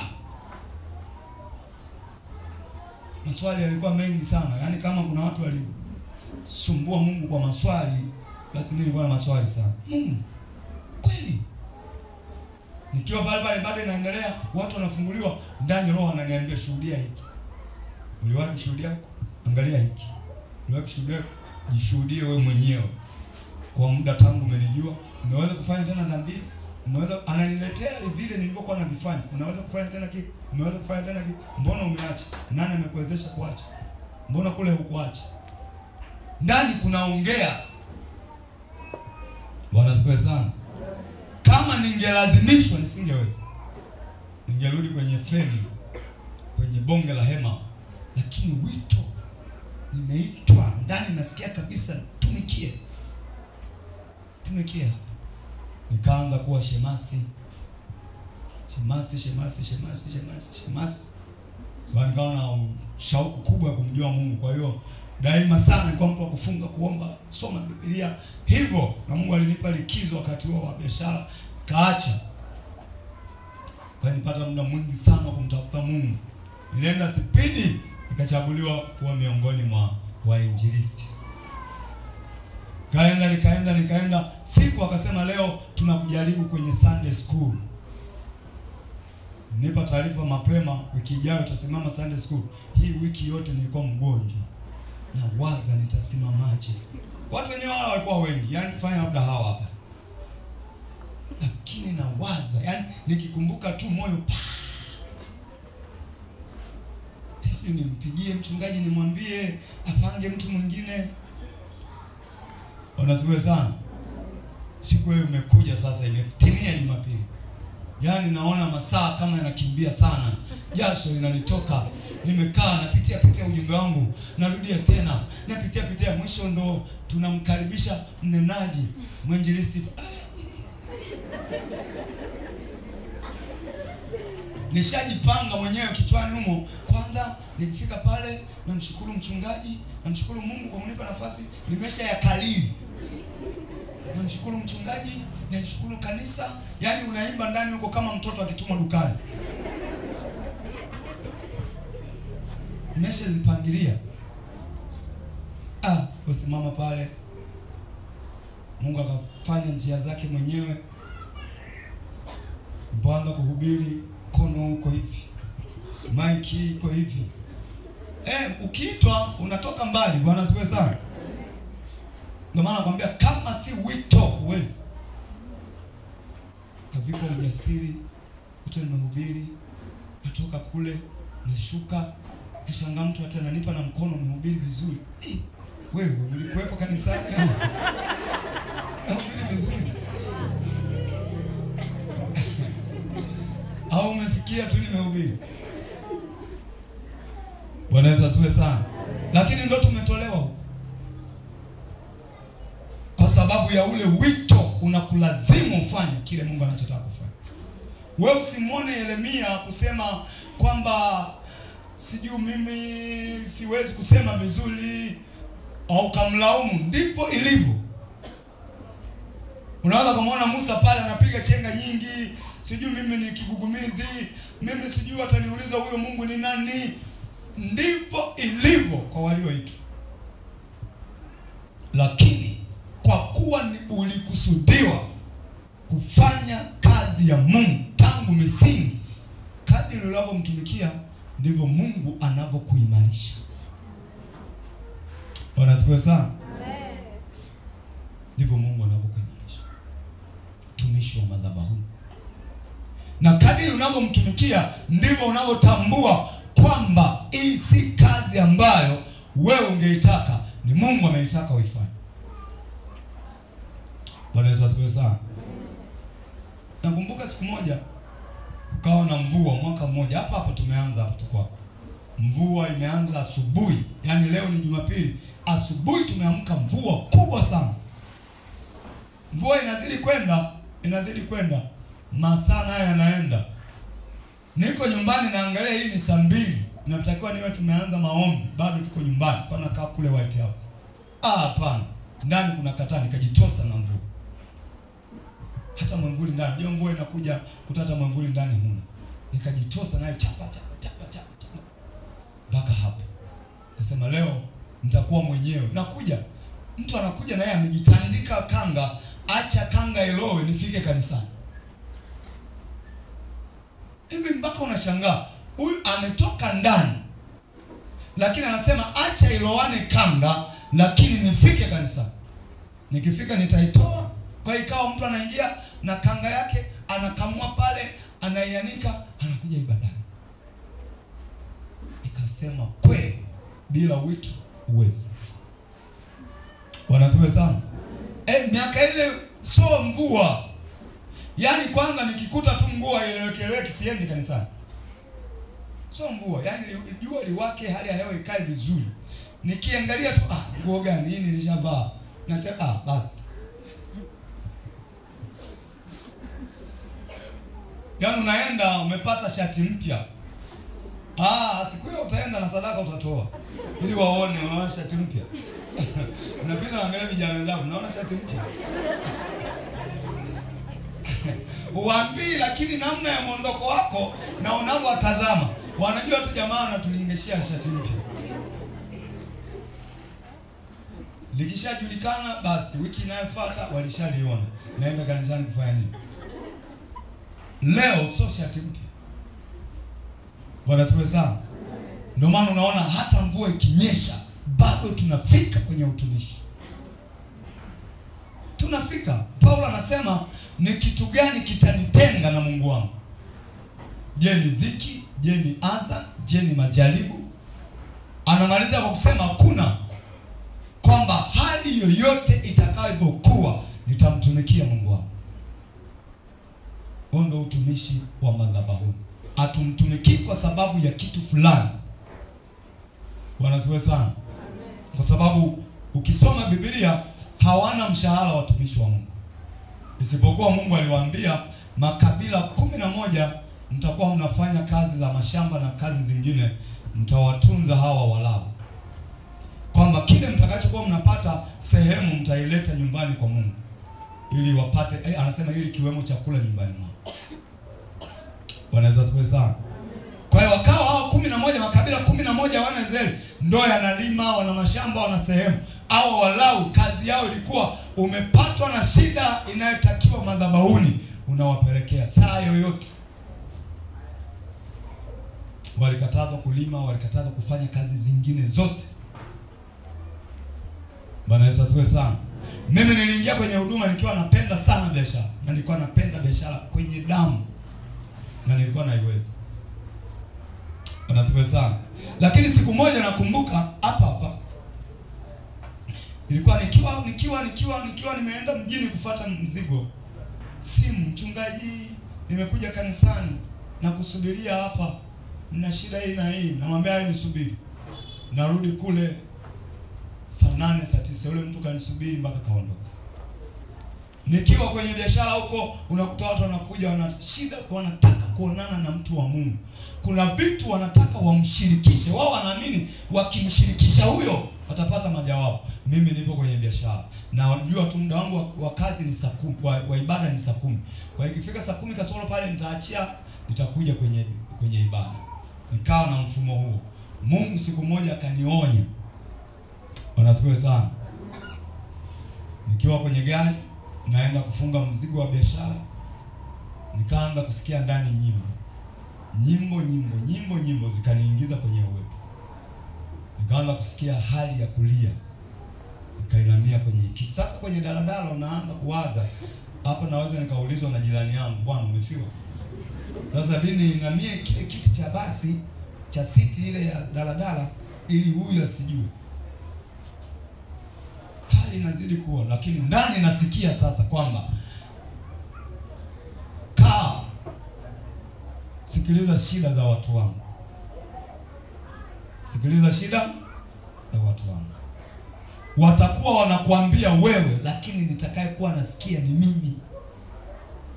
Wewe utaomba, mimi ndiye nitakayefanya. Yaani ndani kunaanza kuongea. Sasa kunapoongea vile ni kama wanachochea nilie. Mwisho ikabidi sasa pale nilipokaa nijifanye muda wote nimegeukia huko. Iliongea hiyo sauti, watakuwa wanasema na wewe, lakini wananiambia mimi. Wananihitaji mimi. Kaa sikiliza shida zao. Nikalichukua hilo, nikalitendea kazi, nikamwita askofu, nikamwita mama mchungaji, tukakaa kikao na Mungu ananiambia niache hiki. Nikae nisikilize shida za watu wake. Jumapili iliyofuata tukatangaza kipindi cha ushauri. Fikiria unaacha biashara unayopata hela, inayokuingizia mapato, unaacha. Unakaa unamsubiri mtu aje akuelezee ugomvi wake na mume wake. Binadamu unaweza kufanya au unaweza kufanya, lakini kwa sababu ni Mungu inabidi utii. Nikaanza kukaa wiki ya kwanza tu foleni ya watu. Tema Mungu, wote hao taarifa wamepata wapi? Wanasifiwa sana. Na kila aliyekuwa ananiambia nikimwombea Mungu alifanya. Mwishoni si tena watu wa kanisani, watu kutoka kila sehemu. Mpaka Waislamu. Nakumbuka siku moja wamekuja Waislamu wawili. Ana mimba ina miezi 12 hajajifungua. Imeshuka tumbo liko huko. Hasikii uchungu, hasikii chochote. Tumbo liko. Wamevaa kaniki moja kwa moja, yale mashuka yao meusi. Moja kwa moja mpaka socks kule ni nyeusi. Wamekuja wawili. Nakumbuka aliwaleta Mama Halima. Tumbo liko pale. Tema hawa wanakuja kwenye ushauri. Na uone Mungu akikuita hahudumii tu watu fulani.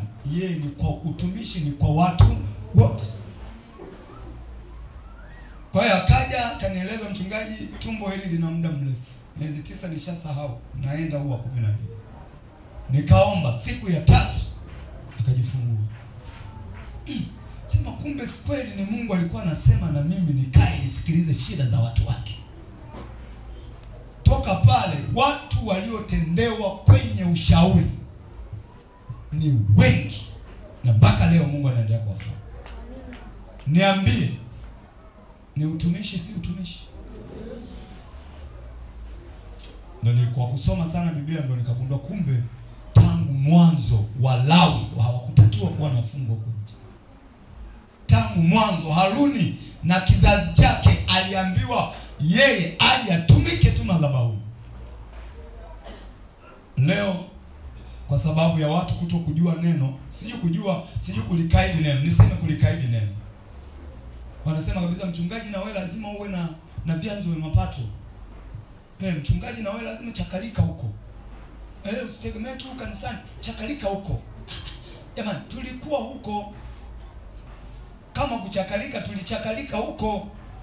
Kwa hiyo wako wachungaji kweli wametelekeza madhabahu, wanachakalika. Sema washirika wenyewe wanasema mchungaji na wewe chakalika. Ndio hicho kinapelekea leo unakuta mtu ana shida, ajue aipeleke wapi. Anaenda kwa mtume na nabii, anaambiwa una milioni 5. Ili tatizo lako nilitatue. Kwa sababu walau wameondoka sehemu yao ya kazi. Wameondoka kwenye utumishi. Ameingia asiye Mlawi. Kaingia Benjamini. Sasa uzao wa Benjamini pale, wao wameambiwa ni kama mbwa mwitu. Watasimama njiani, watagonga kisigino. Kaingia asiye Mlawi, hana huruma na kondoo. Ndo analeta shida tena, anaongezwa shida nyingine. Bwana Yesu asifiwe sana. Kupitia ushauri Mungu akafungua watu, amefungua watu wengi. Wengi, na nimeona wagonjwa wengi wanaletwa kwenye ushauri. Akishapona wengine wanaamua kubaki. Nakumbuka siku moja kaletwa mama moja anatembelea magongo. Yaani haya magongo anapachika huko. Ndo yaani miguu ina juu kwa juu inaenea. Wamemshikilia na magongo yake. Shushwa na bajaji pale, kaingizwa hapa. Shida ni nini? Wanasema ananielezea hii miguu ilianza hivi. Lakini unaona ni mtu bado mwenye nguvu. Bado mwenye nguvu kabisa. Bwana Yesu asifiwe sana. Nikaanza kumwombea, tukamwombea, kumbe ni madudu tu yamekaa kwenye miguu. Yule mama akaanza kutembea. Bwana Yesu asifiwe sana. Akaja tena kwenye mkesha wake, nikamwambia rudi baadaye kwenye mkesha. Tukamwombea kwenye mkesha, akatembea. Akaja tena kesho yake. Fikiria kama anakuja sipo, anakutana tu na madhabahu. Mimi nitakuja nipo kwenye kuchakalika, nitakuja saa 10. Maana kuna watu wangekufa ambao hata muda wao wa kufa ulikuwa hujafika. Bwana asifiwe sana. Yule mama akapona kabisa. Mpaka leo ninapoongea ni mzima kabisa. Kwa sababu haikuwa miguu, yalikuwa ni madudu. Angeenda na miguu ile kwa nabii hao waliozuka leo, angepigizwa hata milioni 30. Kama anazo sasa. Unaweza kutajua hela ambayo huna. Bora utajiwe uwe nayo. Lakini kwa sababu umeitwa na Mungu ndiye aliyekwambia acha hiki, kaa, sikiliza shida zangu, shida za watu wangu. Huyo mama wala hasali hapa. Alikuja wala si Mkristo, na yeye alikuja ni Muislamu. Lakini Mungu akamponya. Angalia upendo wa Mungu. Kamponya kabisa. Ni wengi kwenye huduma hii. Ni wengi. Unaweza sikia sana. Yaani hata nikisema nikumbuke siwezi kuwakumbuka. Ni wengi ambao si wa Kristo kabisa. Lakini unamshangaa Mungu anakuja, unaongea naye, unamshauri, unamwombea, anapokea. Kwenye uzao wengi wamepokea. Kwenye huduma ya madhabahu. Kwa nini Mungu anafanya? Kwa sababu ni yeye ndiye tunayemtumikia. Sisi ni watumishi tu. Yeye ndiye anayetumika. Kwa hiyo anapopona, sifa na utukufu unarudi kwake. Lakini Mungu anajitambulisha kwa mataifa kwamba nipo. Msiende kwa waganga, nipo. Msiabudu miungu, nipo. Msiabudu vitu, nipo. Anajitambulisha kwa mkono wa Musa na Haruni.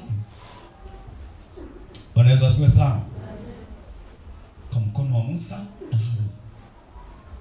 Maana bila hivi watu hawatamwona Mungu, hawatamjua Mungu, wataenda huko watapigwa. Ndio maana leo unaona watu waliopita sana kwa hao manabii wa sasa, anasema sina haja ya kusali. Maana kila alipoingia ameumizwa. Kila alipoingia kwa hiyo anatujumulisha wote, anajua ndo wale wale.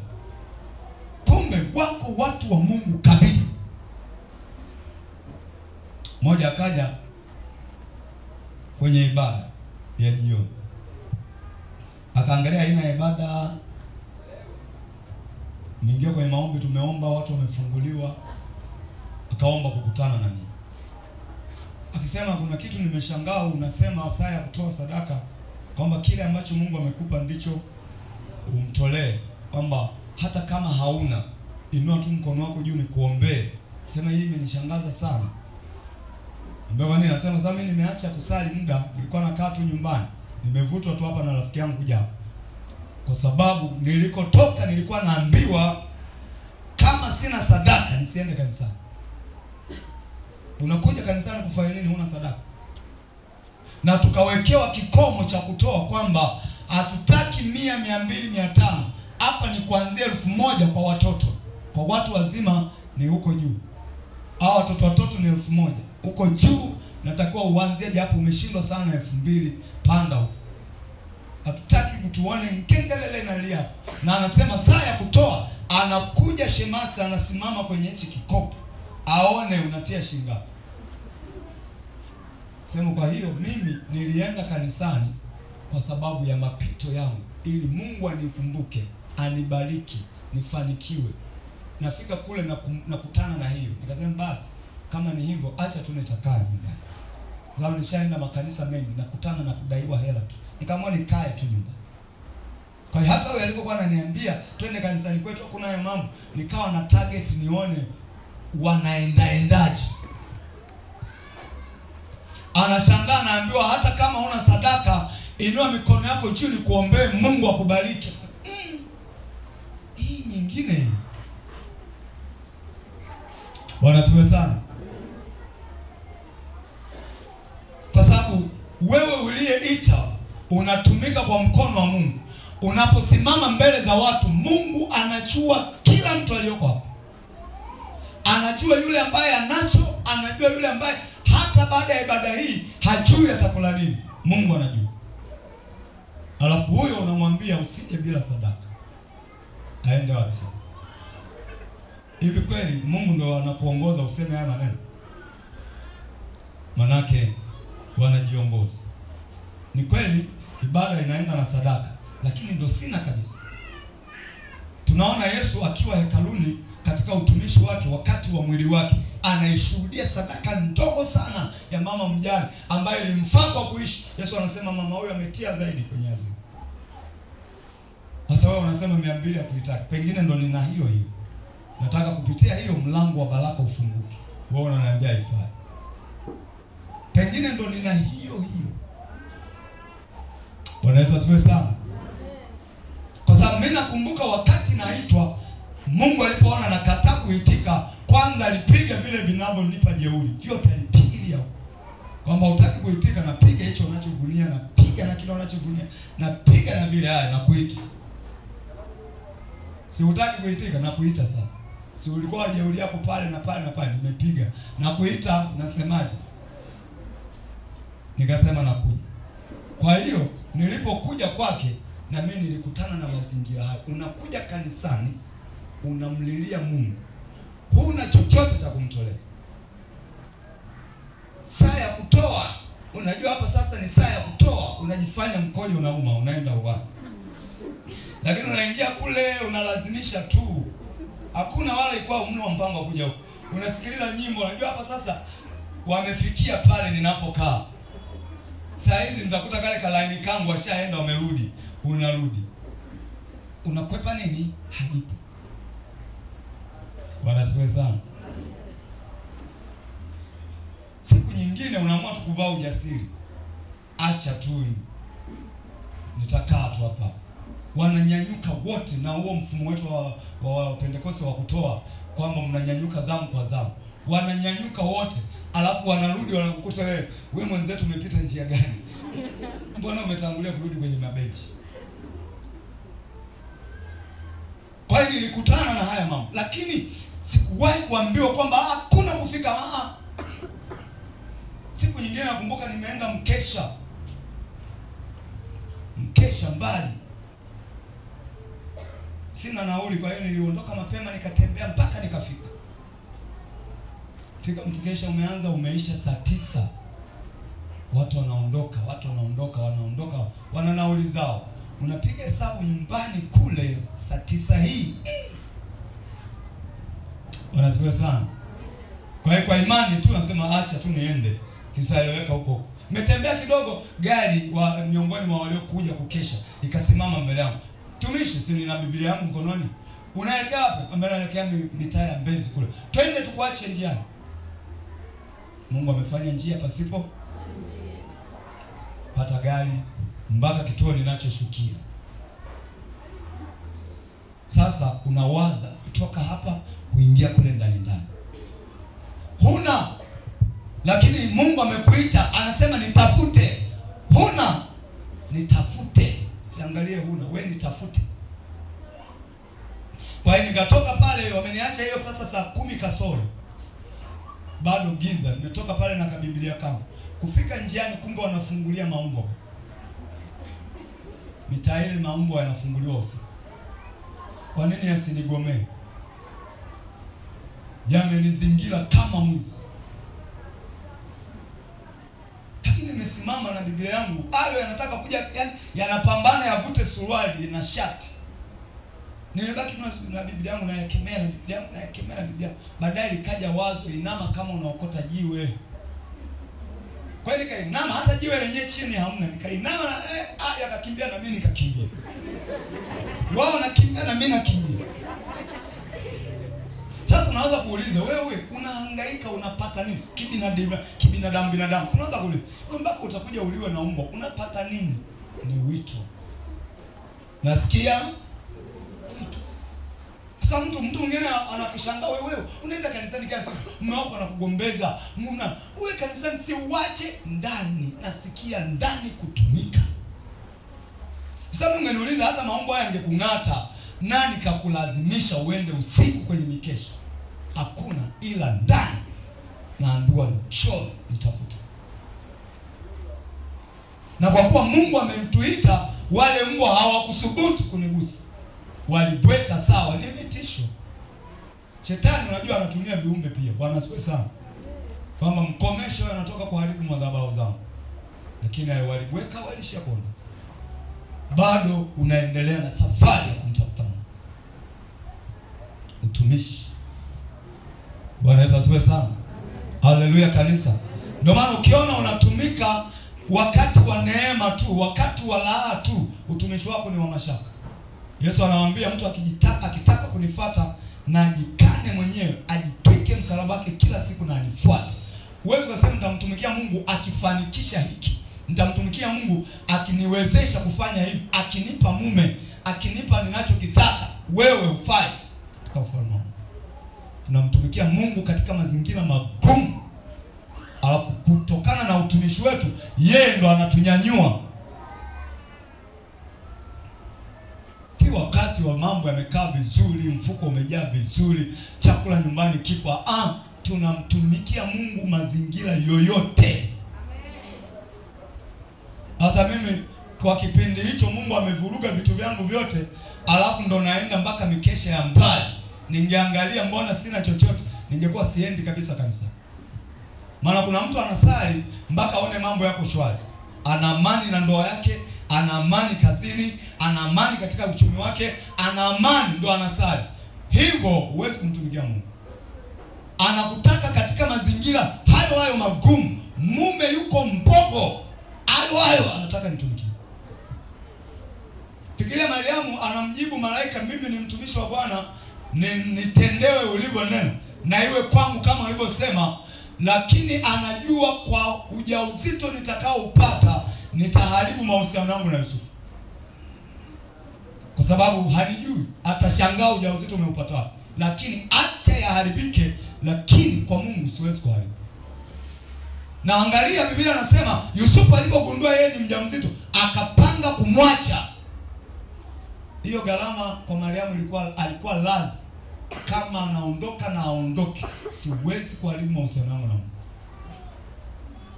Kwa kuwa alikuwa tayari kwa lolote, Mungu akaingilia kati kusema na Yusufu.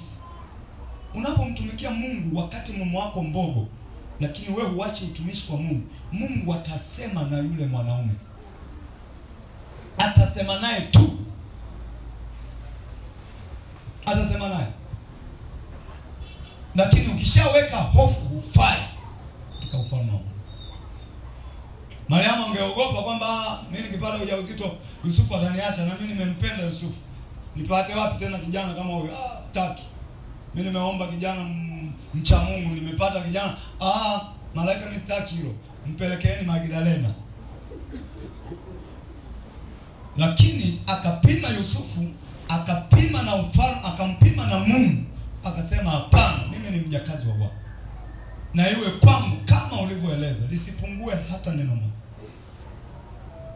Bwana Yesu asifiwe sana. Anaposema mtu akitaka kunifuata alafu anaangalia nyuma, kuangalia nyuma ni kuangalia vikwazo, kwamba kikwazo cha kazi, kikwazo cha biashara, ningemtumikia Mungu lakini biashara, ningemtumikia Mungu, unajua mimi duka langu ndo changa na nalikuza kwamba baadaye nitaweka mfanyakazi. Ufai. Ningemtumikia Mungu lakini pale ibada zinachelewa, ningesali pale lakini ibada zao wewe kwa nini uone kuchelewa? Unawahi wapi? Una haraka ya wapi? Maana una vitu vingine unataka vifanye. Anayetaka kunifuata alafu anaangalia nyuma, hafai. Kwa hiyo tunamfuata Mungu katika mazingira magumu sana, lakini mwisho wake ni mzuri sana. Wanasifiwe sana. Maana si yale tena niliyoyasema ndio ninayoyaishi leo. Imebaki shuhuda. Wanasifiwe sana. Lakini imani yangu kwa Mungu ni kubwa, kwa sababu nilimtafuta wakati wa magumu sana. Ndio maana leo sioni shida kumtumikia Mungu katika hali yoyote. Yaani uwezi kuniambia mchungaji kuna shida 1 2 3 nauli kanikwamisha mimi. Naweza nikakanyaga hata kwa mguu nikafika. Kwa sababu mazoezi haya niliyafanya mwanzo. Bwana asifiwe sana. So mchungaji yule kwamba kila kitu mletee gari, mletee usafiri. Mwingine ananiambia mchungaji, unakuja uniombee duka langu lakini nakupa namba ya bodaboda wangu. Anambia anitoa bodaboda huko mpaka huko. Nitakusogea mimi mwenyewe kwa nauli yangu. Fikiria ningekuwa mwinyi fulani. Ije bodaboda. Tena si bodaboda, niletee bajaji au siku hizo wanaita boti, niletee boti. Mimi sipo hivyo. Kama ni kihuduma naenda kwa gharama zangu. Wanasifiwe sana. Kwa nini? Kwa sababu najua kuna siku nitatoa hesabu zangu, kwamba nilikuweka uongoze watu, ulitumikaje. Haleluya kanisa. Naonaga hapa wanaweza wakati mwingine mapepo wakajaa watu wa kuombea mapepo. Lakini unaona watu wana moyo wa kuwaombea, wana moyo, vijana wana moyo. Yaani mpaka saa 1 ya jioni hawajani wanakemea mapepo. Hawalipwi hata 100. Ni utumishi wao kwa Baba. Wanasifiwa sana. Anatoka shati imeloa, nguo imeloa, yaani kaloa, mtu unaona kaloa mpaka mwili wa ndani. Lakini ni utumishi, anaondoka kama alivyoingia. Ni utumishi wake kwa nani? Kwa Bwana. Kwa Bwana. Wewe angalia huko kama wanakemeaga mapepo, huwa likidondoka wanasema liweke pale. Linazimikia mle tena. Anaondoka. Wanakusanywa tu, rundika pale. Nisielewe mapepo yale ni stafu sijui. Kwa sababu pepo kiBiblia ni la kukemewa. Tunajifunza kwa Yesu mwenyewe aliyakemea. Sasa yanalipuka, yanakusanywa. Yaani wako mashemasi pale, unakuta tu na kakitambaa na mfunika. Alafu mwishoni wale watu wananyanyuka. Pepo linanyanyuka, alafu linanywea tena umomo. Pepo linafukuzwa. Anakutana Yesu na mgarasi, mapepo yanasema, yanajua kabisa kanuni ya mbingu, pepo sisi ni mapepo ni kufukuzwa. Yanaomba unapotufukuza usituamuru kwenda shimoni, tupeleke kwa nguruwe. Yanajua kanuni ya mbingu, tukikamatwa ni kufukuzwa. Kwa hiyo bora tuombe mapema, tusiende shimoni, tuende kwa nguruwe. Leo pepo zinalipuka, zifukuzwe, zinaambiwa weko hapa. Hiyo ni imani sijui ya aina. Bwana Yesu asifiwe sana. Haleluya kanisa. Kwa hiyo tupo kwenye aina ya utumishi. Tumeangalia aina moja tu, utumishi wa madhabahuni. Kesho tutaangalia kumtumikia Mungu Jumatatu, Jumanne. Aina ya pili tutaona kumtumikia Mungu kwa mali zako. Tutaongelea namna unavyoweza kumtumikia Mungu kwa mali zako, na nitakupa maandiko namna ambavyo unaweza kumtumikia Mungu kwa mali zako. Na unaona kule amesema fedha na dhahabu ni mali ya nani? Kwa hiyo kwa mali ambayo Mungu anakupa, hiyo hiyo unaweza ukaitumia kumtumikia Mungu na ukawa mtumishi ambaye utapata tuzo lako kwamba nilitumia mali yangu kumtumikia Mungu. Tutaona watu waliofanya hivi kibiblia, kwa mali zao walimtumikia Mungu. Simama kwa miguu yako.